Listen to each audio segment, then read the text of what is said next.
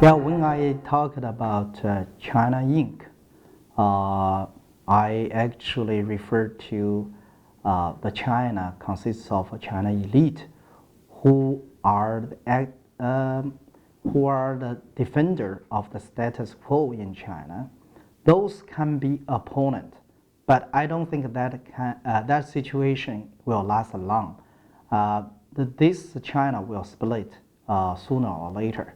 So I think the major enemy is just a core of hardliners in the government. And I think everyone can be our friend, ally for the change in China. And in the international community, some business people who are doing business in China, oftentimes they rely on the regime, rely on their relationship with the regime for the opportunity to make money. And they come back to their home country as a lobbyist for the Chinese government and become an apologist for the Chinese government. But that can change too. So Google example just showed us that anytime that can change. So I don't think we have many opponents. And potentially, most people are our supporters.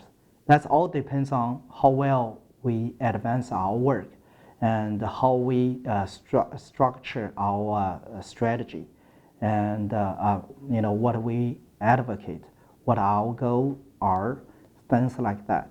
I think I consider everyone a potential ally, friends, in pushing for China to change to become a democratic. So now everybody relies on internet, so do we. And we have online publications, and we keep communicating with our people back in China through internet. Of course, there are great firewalls erected by the Chinese government, but we also created and developed software to overcome the obstacles we will face on internet. So far, we have been very successful. And a few years ago, people talk about democracy movement inside and overseas Chinese democracy movement. Actually, they are already integrated now through internet. That's the major channel we deliver our message back.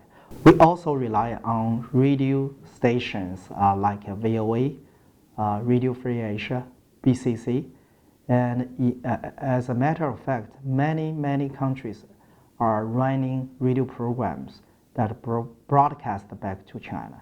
So through their help, we can carry our message back to China.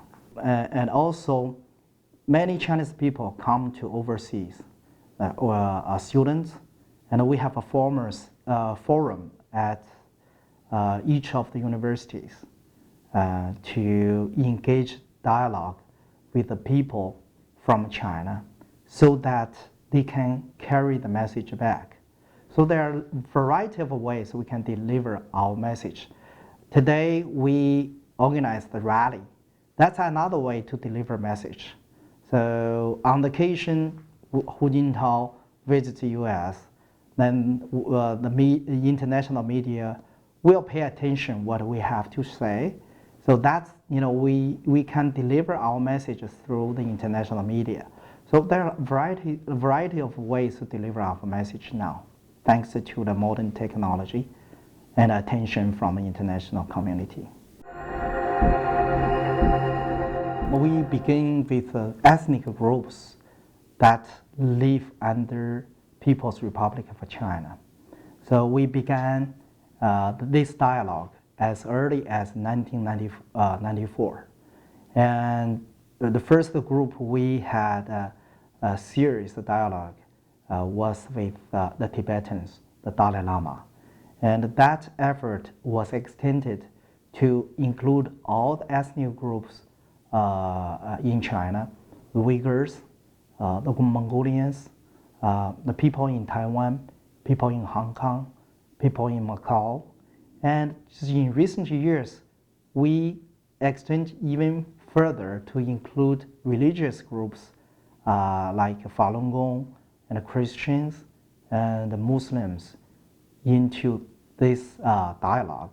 So each year we will bring the younger generation leaders from these ethnic, religious, and regional groups to convene in the United States to engage in the real exchange of ideas and engage in the, mutual education of each other's history, culture, religion, and also build up the friendship and the united effort to push for the change for democracy, which is precondition for a good future for all.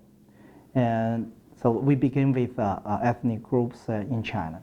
Internationally, we work closely with Vietnamese human rights group and North Korean human rights group. And we are in the initial stage of forming a coalition, but I think we take a right direction now. We have to move step to the solidarity of international human rights from all the countries, especially those from close societies. Actually, what happened in the past 2 years in Iran become a great encouragement for the Chinese human rights activists. Just last year, right after presidential election, the courageous, brave Iranians took to street, showed their power, and that's something we really admire. And I would say, we share the same cause because we all human beings, and we all demand human rights, and we sympathetic to each other. And in the future, I think I will do everything to come together with the human rights activists from Iran to form a coalition, and because world will become a much better place if China and Iran become democratic. That's for the whole human being. But as for China and Iran, I would say China is behind every dictator in the world.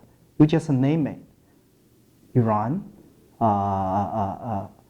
North Korea, Burma, Sudan.